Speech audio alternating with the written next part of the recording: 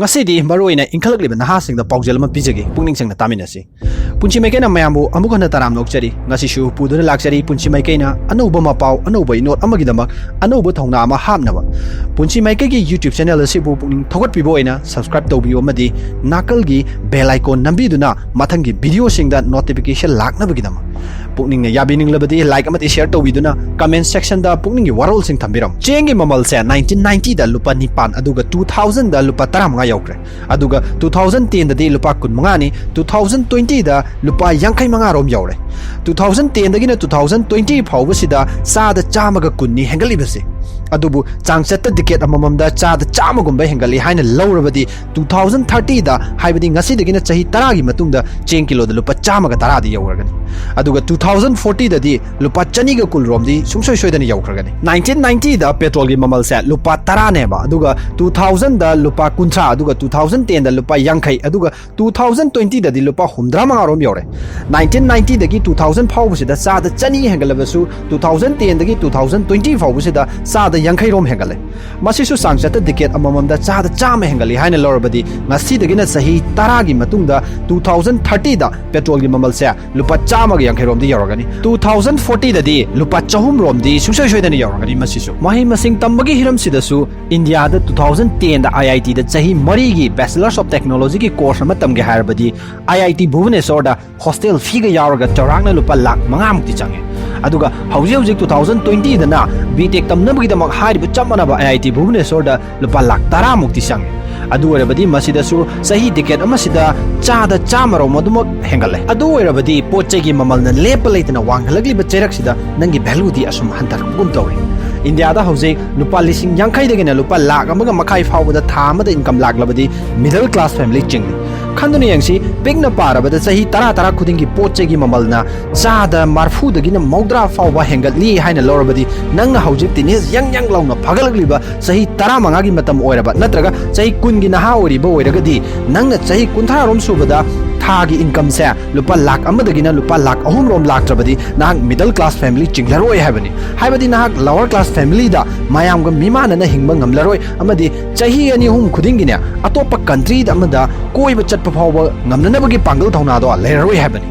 asida natana nahak nong mata phawba nagi marup mapangsin kauduna party ma piu phawba luna thokani haibani adu orabadi my dear friends what is your next 10 years plan prithvi ki chakapagi lamjel di lepalaite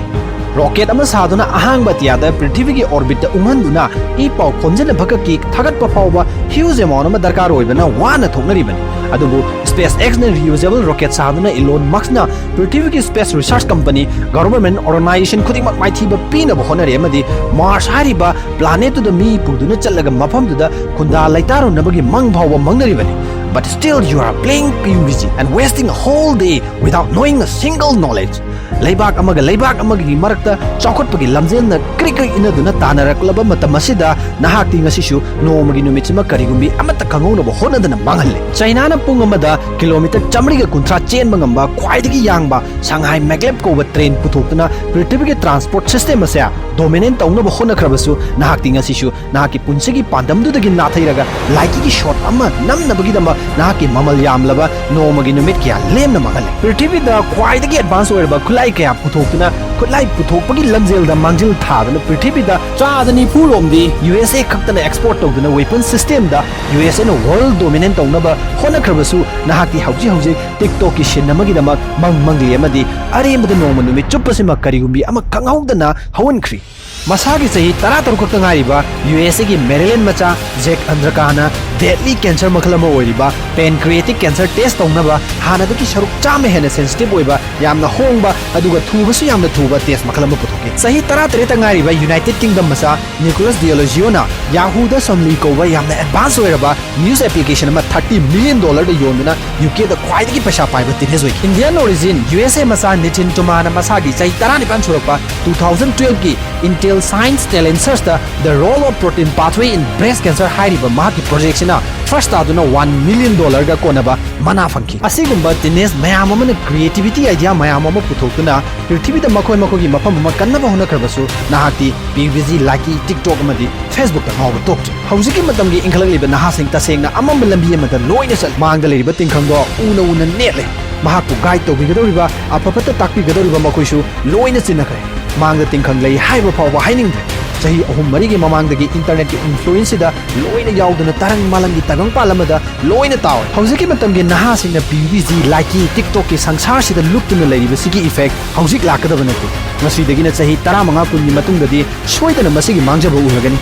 ꯒ꯭ꯌꯥꯟ ꯂꯧꯁꯤꯡ ꯄꯨꯝꯕ ꯐꯛꯆꯤꯜꯍꯟꯗꯨꯅ ꯑꯅꯧꯕ idea ꯄꯨꯊꯣꯛꯇꯨꯅ ꯏꯀꯣꯅꯣꯃꯤꯗ science and ꯇꯦꯛꯅꯣꯂꯣꯖꯤꯗ ꯏꯅꯣꯚꯦꯇꯤꯚ ꯀ꯭रिꯌꯦꯇꯤꯚꯤꯇꯤ ꯑꯥꯏꯗꯤꯌꯥꯁꯤꯡꯗ ꯇꯥꯎꯕꯒꯤ ꯃꯍꯨꯠꯇ ꯅꯣꯡꯃꯒꯤ PUBGꯒꯤ ꯋꯥꯔꯤꯗ ꯂꯥꯏꯀꯤꯒꯤ ꯁꯣꯠꯇ ꯇꯤꯛꯇꯣꯛꯀꯤ ꯀ꯭ꯂꯤꯞꯇ ꯄꯨꯝꯅꯃꯛ ꯀꯣꯛ ꯊꯥꯗꯗꯨꯅ ꯂꯩ ꯆꯍꯤ 10-13ꯒꯤ ꯑꯉꯥꯡꯁꯤꯡ ꯐꯥꯎꯕ ꯃꯁꯥꯅ ꯚꯤꯗꯤꯑꯣ ꯅꯝꯗꯨꯅ ꯑꯞꯂꯣꯗ ꯐꯥꯎꯕ ꯇꯧꯈꯠꯅꯔꯝꯃꯤ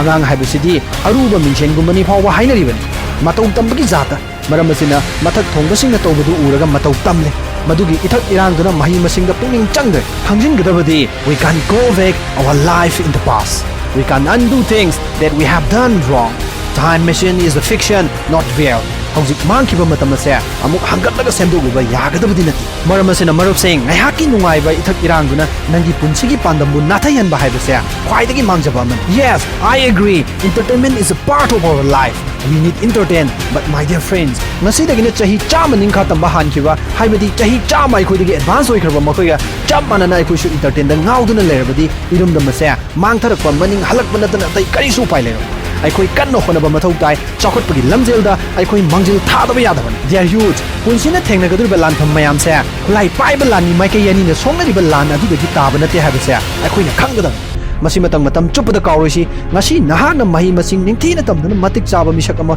ꯑꯣꯏꯕ ꯉꯝꯅꯕꯒꯤ ꯊꯥꯛꯇꯨꯗ ꯍꯣꯠꯅꯍꯧꯗ꯭ꯔꯕ ꯅꯠꯇ꯭ꯔꯒ ꯀꯔꯤꯒꯨꯝꯕ ꯃꯈꯜ ꯑꯃꯠꯇꯒꯤ ꯁ꯭ꯀꯤꯜ ꯂꯩꯍꯧꯗ꯭ꯔꯕ ꯅꯠꯇ꯭ꯔꯒ ꯅꯍꯥꯛꯀꯤ ꯄꯥꯟꯗꯝ ꯑꯗꯣ ꯐꯪꯅꯕ ꯍꯣꯠꯅꯕꯒꯤ ꯂꯝꯕꯤꯗꯨꯗ ꯇꯟꯊꯔꯛꯇꯨꯅ ꯇꯣꯛꯊꯣꯛꯂꯕ ꯑꯗꯨ ꯑꯣꯏꯕ ꯇꯥꯔꯕꯗꯤ ꯅꯍꯥꯛꯁꯦ ꯂꯥꯟ ꯀꯟꯅ ꯁꯣꯛꯅꯔꯤꯕ ꯂꯥꯟꯐꯝ ꯃꯌꯥꯏꯗ ꯈꯨꯠꯂꯥꯏ ꯑꯃꯠꯇ ꯌꯥꯎꯗꯅ ꯌꯦꯛꯅꯕ ꯃꯥꯏꯊꯤꯕ ꯄꯤꯌꯨ ꯍꯥꯏꯗꯨꯅ ꯊꯥꯖꯤꯟꯕꯒ ꯆꯞ ꯃꯥꯟꯅꯩ ꯍꯥꯏꯕꯁꯦ ꯃꯇꯝ ꯆꯨꯞꯄꯗ ꯀꯥꯎꯔꯣꯏꯗꯧꯕ yes you can succeed your life you can achieve your dream but nahak masi matangdi tawba tai hojimak PUBG like TikTok nangi mobile dagi lawthokraseba aduga amutang ningsingsi nahaki maglal do karino nahaki punsina karibano phangna tangge khankhibado nahakna karamba misak ama oiba pamkhibage nahaki punsigi pandam do karino maduda focus piduna amutang honasi madudang khanseba I guarantee you songsoi soidana nahak mai pakani nahaki pandam do phangba ngamganeba matamduda nahakna soidana khalakani I did right things at the right time it is right time my buddy don't let them judge your life judge yourself makoi nahaki laibak lefan gadaba nateba nahak nasana nasagi laibak lepkadaba nahak mai paknaba hiram khudingmak punamak mai khiba piba ngamnaba pokibani